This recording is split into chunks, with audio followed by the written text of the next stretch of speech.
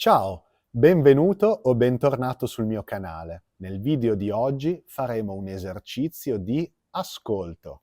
Per migliorare il proprio livello di italiano è fondamentale avere un'ottima comprensione della lingua. Senza capire quello che gli italiani dicono è molto difficile avere una conversazione. Non solo, è anche difficile capire una canzone o un film. L'attività di oggi è basata proprio sulla comprensione dei film.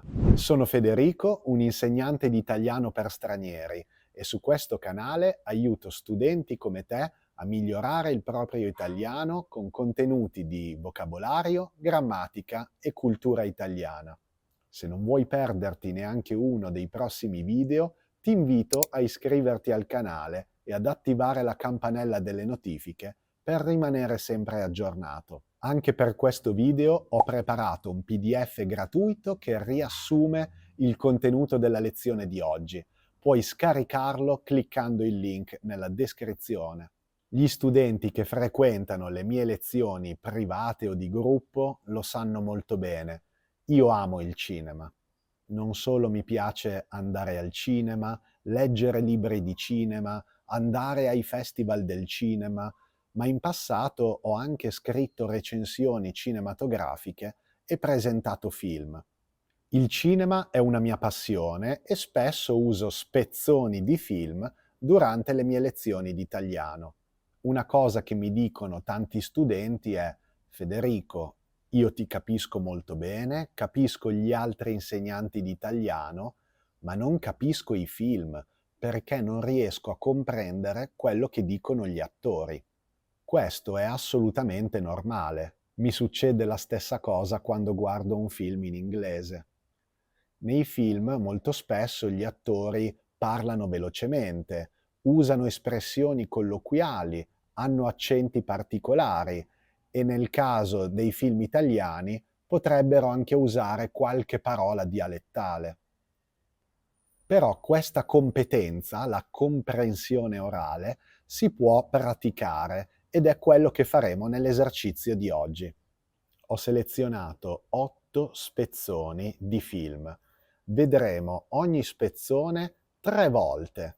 La prima volta senza sottotitoli, la seconda e la terza con i sottotitoli e lascerò uno spazio bianco, ci sarà una parola mancante. Il tuo compito sarà completare lo spazio bianco con la parola che manca. Ti lascerò un po' di tempo per pensarci, dopodiché ti darò la soluzione spiegandoti il significato della parola o dell'espressione. Cominciamo con il primo spezzone. Francesca può cavarsela da sola. Francesca può cavarsela da sola. Francesca può cavarsela da sola. Francesca può cavarsela da sola. La parola mancante di questa scena è cavarsela. Cavarsela è un verbo pronominale che significa uscire sufficientemente bene, per abilità o per fortuna, da una situazione potenzialmente pericolosa o difficile. Passiamo alla prossima scena. E adesso che ho rotto il ghiaccio con la signora verrà tutto molto ma molto più facile. E adesso che ho rotto il ghiaccio con la signora verrà tutto molto ma molto più facile. E adesso che ho rotto il ghiaccio con la signora verrà tutto molto ma molto più facile. E adesso che ho rotto il ghiaccio con la signora verrà tutto molto ma molto più facile. La parola misteriosa di questa frase è ghiaccio, ghiaccio. In questo caso specifico l'attore dice ho rotto il ghiaccio, ho rotto il ghiaccio, cioè utilizza l'espressione rompere il ghiaccio, che significa superare un momento di iniziale imbarazzo o freddezza per iniziare una conversazione o un rapporto più rilassato e disteso. Passiamo alla prossima scena. All'inizio non è che mi fosse tanto simpatica, sempre con la puzza sotto il naso, professore di storia, cosa. All'inizio non è che mi fosse tanto simpatica, sempre con la puzza sotto il naso, professore di storia, cosa. All'inizio non è che mi fosse tanto simpatica, sempre con la puzza sotto il naso, professore di storia, cosa.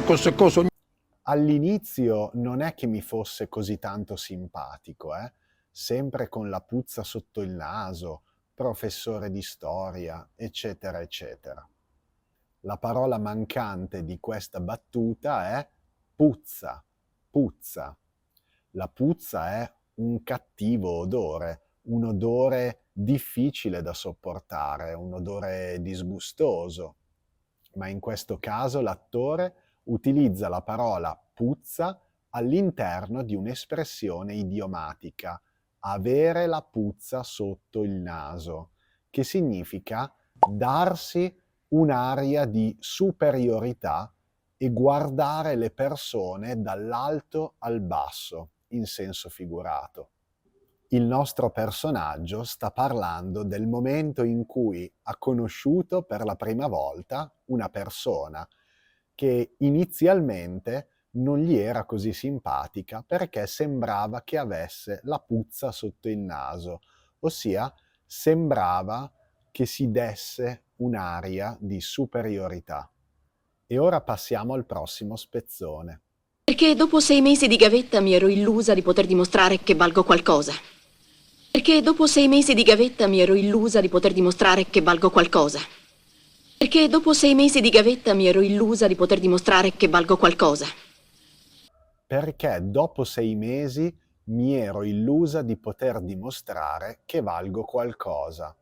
La parola mancante in questa frase è gavetta, gavetta. Dopo 6 mesi di gavetta mi ero illusa di poter dimostrare che valgo qualcosa. Allora, la parola gavetta ha due significati, uno più letterale, concreto, e un significato più metaforico. La gavetta è questo recipiente usato dai militari per mangiare, ma oggigiorno si usa molto di più la parola gavetta per indicare l'inizio di carriera in una posizione umile, con un ruolo faticoso e uno stipendio basso.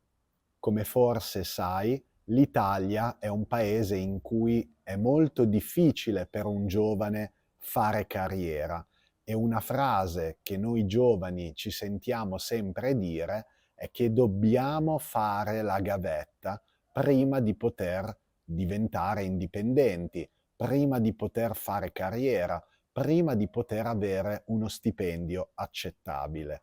Quindi fare la gavetta. Prossima scena. Naturalmente gli è cascata la pistola e gli è partito un colpo. Naturalmente gli è cascata la pistola e gli è partito un colpo. Naturalmente gli è cascata la pistola e gli è partito un colpo. Naturalmente gli è cascata la pistola e gli è partito un colpo. La parola misteriosa è cascata, che in italiano può avere due significati.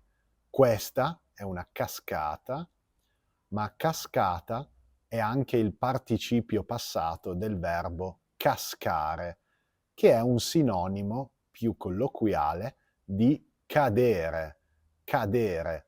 Quindi gli è cascata la pistola, è come dire gli è caduta la pistola e un colpo di pistola è partito improvvisamente, inavvertitamente, senza volere. Come abbiamo detto, il verbo cascare significa cadere, letteralmente, e anche nella scena che abbiamo visto, ma molte volte in italiano si usa questo verbo in senso figurato, nella sua forma pronominale cascarci, che significa cadere in uno scherzo, cadere in una trappola o credere a una bugia.